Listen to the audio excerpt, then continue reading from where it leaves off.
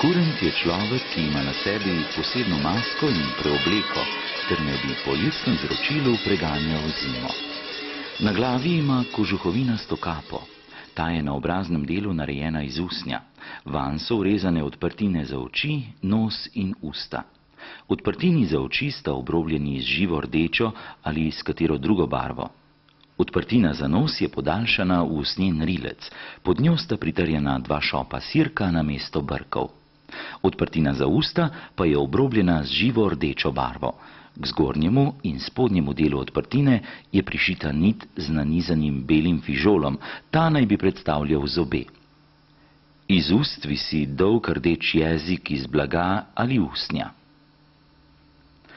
Na vrhu kožuhovinaste kape je na vsaki strani pritrjena uranja ali puranja perut, kvišku pa štrlita 2 goveja rogova ali 2 tanki palici, ki sta okrašeni s šopi perja in s trakovi iz pisanega svilenega papirja. Kurent je oblečen v narobje obrnjen ovčji kožuh. Ta je prepasan z verigo, na njej visi več kravjih zvoncev in lepo vezenih robcev.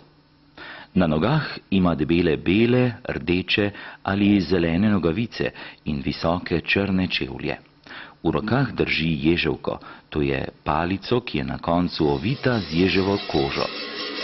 Najbolj znani kurenti so s Ptujskega polja, poznamo pa jih tudi iz Haloz.